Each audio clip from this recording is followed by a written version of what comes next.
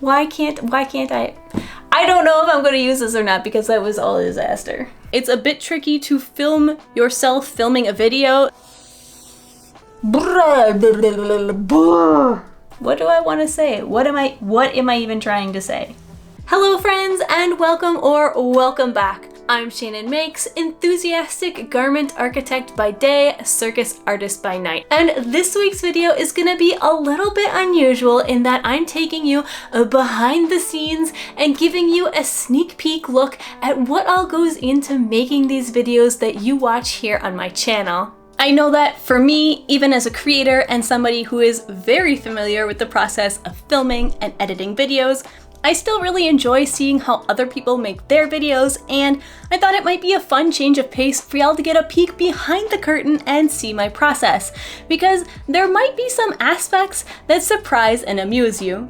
Now, I make a lot of different types of videos, and each one has a different approach and different techniques. There isn't really a set method or formula that I follow to make my videos, so this one is gonna focus mainly on my last project, the Edwardian jumper skirt and its secret hem extension. Now, it's a bit tricky to film yourself filming a video, so we're gonna jump around a little bit and there will be parts of the process that I don't cover in this video, but if you enjoy this type of sneak peek behind the scenes, let me know and maybe I can make another one down the road for another video where I touch on some of the other parts of the process. There are a lot of things that have to happen before I can even start filming, but for the sake of this video, let's assume that I've already come up with my premise, my idea for a video, I've picked out my pattern, all my materials are ready, and any scripting or introductory prep material is already ready to go. That right there could probably be a 20-minute video in and of itself, but our story will pick up right at the point where I'm basically ready to start filming. And the first thing that needs to get done usually is cleaning up my studio space, because inevitably in between projects, it always ends up looking something like this, or this, or this.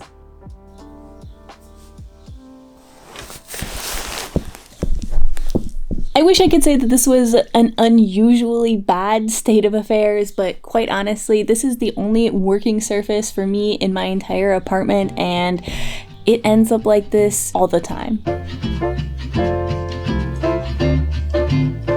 Once my workspace is more or less clean, then it's time to prep it specifically for filming, which it's a lot of silly things like making sure my shrubbery is watered and in its place, and making sure that my studio is well lit. Also, let me remind you, because it will come into play at a few points later on, that this project specifically was filmed during a bunch of road work right outside my front door. Things got loud and there was no escaping the noise, but that didn't mean that filming stopped, it just meant that I had to get creative. Then filming starts, and I know I filmed a good amount of material for this video here on that first day, but I absolutely cannot find it. I don't know what happened to it, but that is a reality sometimes. Files get corrupted, lost, deleted. The number of times that I thought I pressed record when I didn't is embarrassingly high. Mistakes happen all the time, and sometimes they lead to really great creative workarounds, and other times they just lead to an honest apology and a jump forward in time. Alright friends, I am quite excited because right now I finally get a chance to do something that I have been thinking about trying to do for a very long time, and that is that I have all the pieces of my skirt right here. They're all laid out and ready to be sewn together, and now I'm gonna sew one half of them just sewing. No filming, no nothing. I'm gonna time it. I'm gonna see how long it takes. Then I'm gonna sew the other half of the skirt and I'm gonna film it exactly how I'm gonna film it for the video, because I'm gonna use it in the video, and I'm gonna time that as well. And we're gonna get a fun little compare and contrast of exactly how much longer the whole sewing process takes when I'm filming.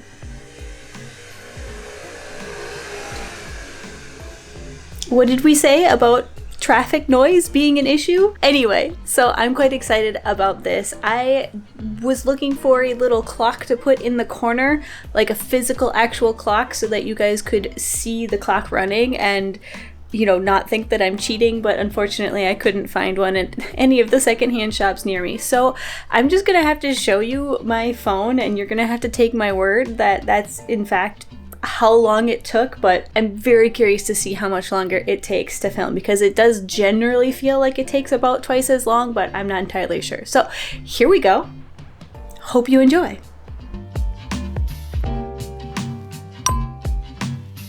So this is a process you're all very familiar with, I'm sure. It's just me sewing up some skirt panels, and it probably looks pretty similar to your own sewing processes. I'm pinning the panels together, then sewing them up.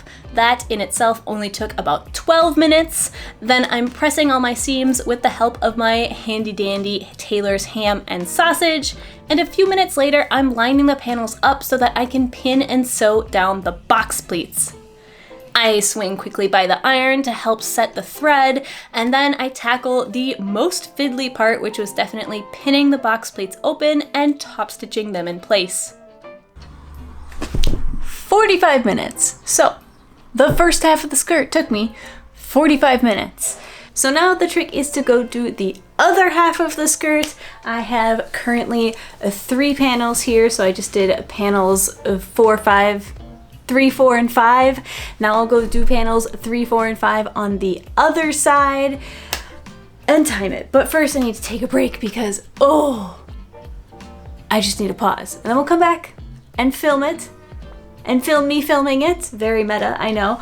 And see how long that takes. So stay tuned. All right, exactly 1 hour later, time to do the second half, and I'm gonna film this, like I said, exactly how I would normally film this. If anything, it should go a little bit faster because I've already sewn the first half together, so I don't have to figure anything out. It's really purely just filming the same thing I already did. So let's see how long it takes. Hopefully not too long, because I'm really hungry. So here we get a bit of a look at how I film my videos. Now, I know some people actually plan their angles out ahead of time or storyboard their videos, but honestly, I don't have time for that. I can barely manage to make the thing and make the video about making the thing, and if I tried to plan my shots out ahead of time, I'm not sure I'd ever get any videos out. But my general goal for most videos is to give a variety of shots that leave me some leeway in the editing room to craft the video and the story in whatever way I want, while trying to add lots of variety to the visuals. What that means in reality, though, is a lot of moving the camera, checking the framing and the lighting, hitting record and sewing for a few seconds, then pausing, repositioning the camera, rechecking the framing, maybe moving some things around if the visual isn't clean enough or if the light is hitting wrong, then hitting record and sewing for another few seconds, often trying to work around the camera and the viewfinder. If one tripod can't capture the angle I'm going for, then I have to stop and switch tripods, adding yet more time to the process. It's a lot of work that, if I've done my job well, should go mostly unnoticed by you, my faithful viewer. Like I said, I don't plan my shots out in advance, but I have a few categories, let's say, of shots that I try to get. I like a good amount of shots to show clearly what I'm doing, and I'd say that these are usually the close-ups. Others, the wider out shots, simply serve to place me in the context of the room, and yet others are purely for aesthetics and maybe some transitions between sections. I can get pretty picky about shots, and I have been known to take several takes of the same shot, just trying to perfect the speed or the framing or timing or positioning, you name it.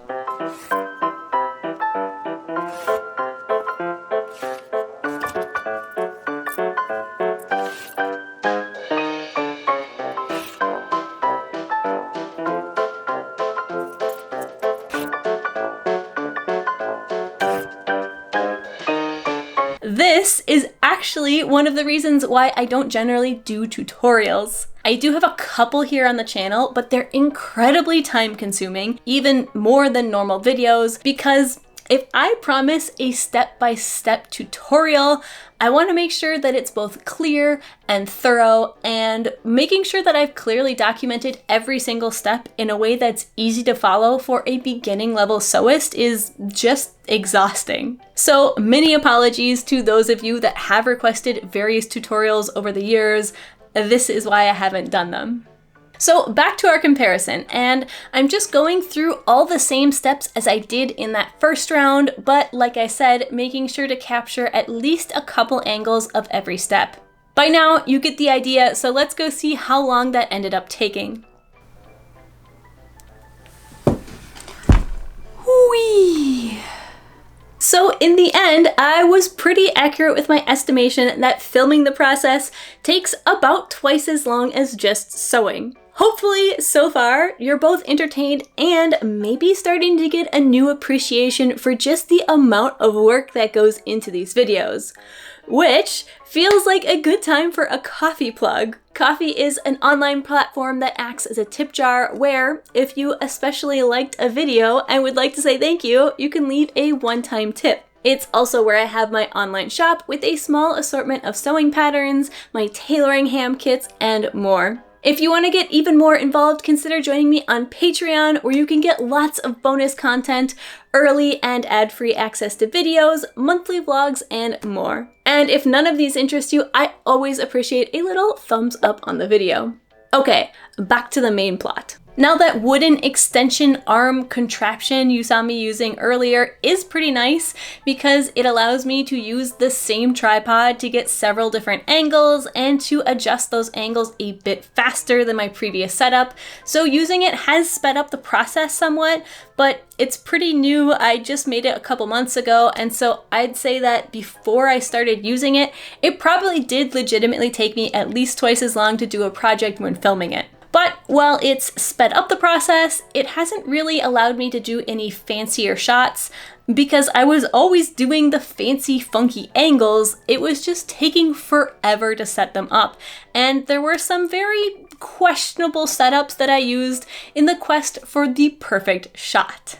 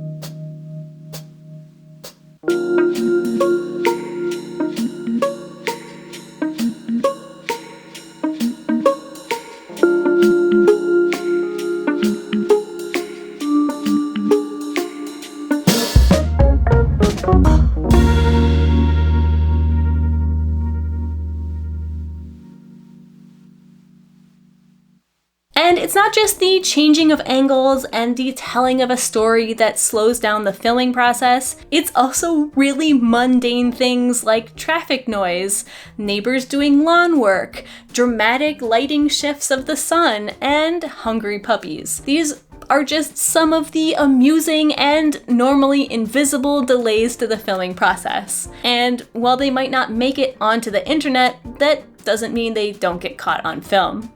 A few rows of zigzag stitches. A few rows of zigzag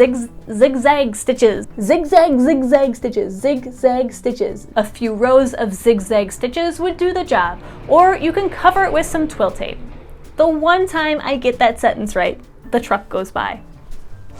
Zigzag stitches. Not that hard. A few rows of zigzag stitches would do the job, or you can cover it with some twill tape. Poop! This sentence is cursed. So I'm gonna save you, the viewer. Wow. So, just in time for them to start drilling. The noise will just never end. Click, click, click, Canel's toenails. Why is there an airplane? We've got a train coming. It is Sunday. Why is there so much traffic? Ooh, now the sun wants to come out, huh? Just gonna adjust that a little bit. I swear there has never been this much air traffic above my apartment as this very moment. Can you hear this fly as loudly as I can hear this fly? Because it's torturous. Ooh, he just hit the window. Wow. All right. And now there's traffic. Just gonna wait for that truck to pass. See if I can edit it together smoothly. Wow, between the traffic and Canel just going to town on herself down there, I'm just never gonna get this filmed. I hope you enjoyed that brief foray into some of my toils and struggles. Honestly, there are so many of these moments. I could have made an entire video out of them, but I won't, because I feel like that would probably lose your interest quite quickly, which is just another fun facet of making videos, trying to judge how long to focus on any one part. Balancing the desire to tell a story that keeps everyone's interest with the need to show several steps along the way for viewers who are watching and trying to follow along, either just to learn new techniques or potentially to recreate the same pattern at home. That's always a rough balance to strike, and I'm never sure if I get it right. So I'm actually gonna ask for your input. Do you enjoy the pacing of my videos? Do you wish they'd be slower, with more explanations and beautiful shots, or faster with a focus on those snappy montages and fewer step-by-step instructions? What brought you to my channel in the first place, and why did you stick around? Assuming this isn't your first video, in which case, if it is, you could just tell me what you did or didn't like so far this video. There's so much more about this process that I want to share with you, so much in fact that I'm going to split this video into 2 parts. If part 2 is already released, it'll be right here conveniently alongside the link for my Patreon page. If it's not here, be sure you're subscribed so you don't miss part 2. Thank you all so much for watching, and I'll catch you in the next video. Bye!